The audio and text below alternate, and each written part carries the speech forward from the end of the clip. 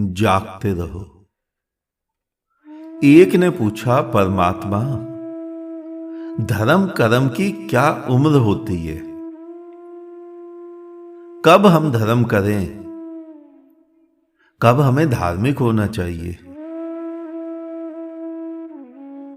जन्म से होना चाहिए।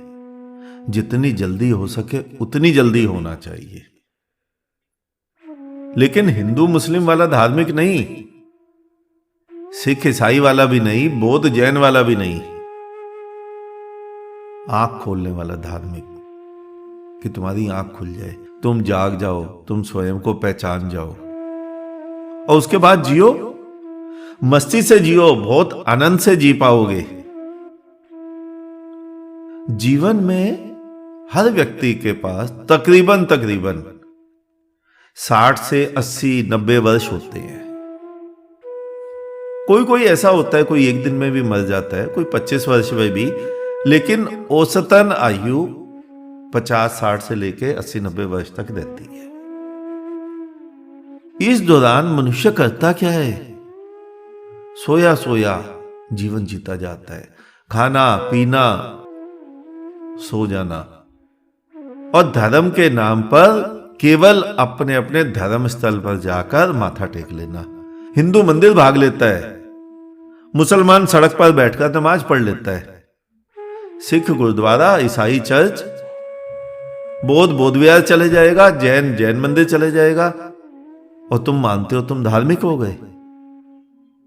क्या जिंदगी बदल गई? नहीं, ऐसे जिंदगी नहीं बदलती, ऐसे इंसान नहीं बदलता।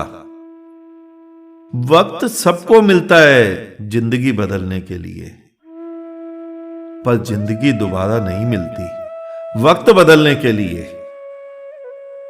इसलिए समय व्यर्थ मत गवाओ, उठो, आज ही जाग जाओ, आज ही जीवन को जीना सीख लो। एक बार जीवन को जीना सीख लोगे, एक बार परमात्मा का दर्श कर लोगे, एक बार उसका दीदार कर लोगे, तो जीवन में एक आनंद आएगा, मस्ती आएगी, नृत्य आएगा, पागलपन घटित होगा। लेकिन तुम पत्थर की मूर्तियों को ही भगवान समझकर दर्शन करके संतुष्ट हो जाते हो। और केवल हिंदू की बात नहीं कर रहा हूं, हिंदू अलग प्रकार के पत्थर को पूज लेता है, मुसलमान अलग प्रकार के पत्थर को पूज लेता है, सिख कागज को पूज लेता है, ईसाई लटके को, जैन भी पत्थर को पूजता है, बौद्ध भी पत्थर को पूजे जा रहा है।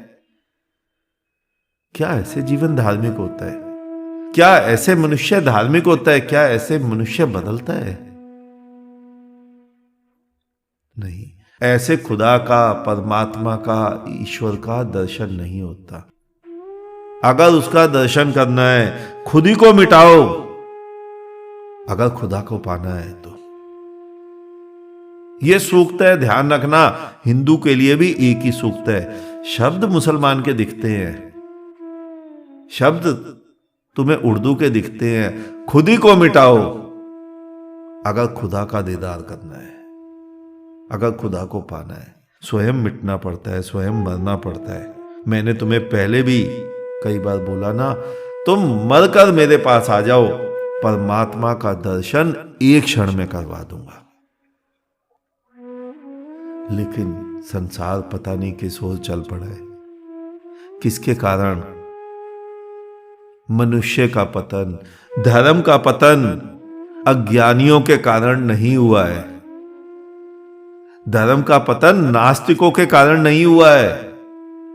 धर्म का पतन उन ज्ञानियों के कारण हुआ है जिन्हें ज्ञान का कुछ भी बोध नहीं, लेकिन वो अपने अपने धर्मों के धर्मगुरु बनकर बैठ गए।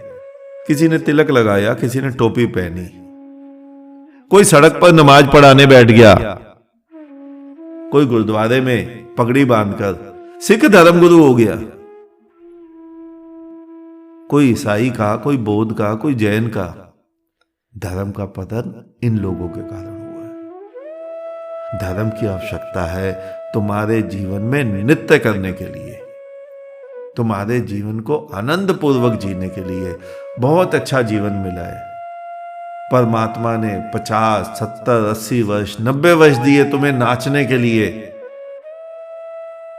तुम यहां शादी करते हो, हनीमून मनाने जाते हो 10 दिन के लिए, 5 दिन के लिए। परमात्मा ने तुम्हें हनीमून ट्रिप दे दिया 80 वर्ष के लिए। जाओ, आनंद करो, उत्सव में रहो। लेकिन तुमने उस जीवन का नरक बनाकर रख दिया। दुख में पूरा जीवन व्यतीत हो रहा है। सुख का, आनंद का, उत्सव का, नित्य का तुम्हें पता ही नहीं। आनंद के नाम पर तुम सच्चिदानंद की संतान कहकर स्वयं को संतुष्ट हो जाते हो। मृत्यु से भय लगता है तो तुम मान लेते हो हम अमृत पुत्र हैं, गीता के श्लोक पढ़ लेते हो कि आत्मा अजर अमर है।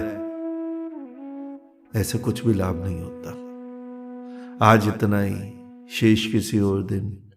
अंत में चारों तरफ बिखरे फैले परमात्मा को मेरा नमन। तुम सभी जागो, जागते रहो।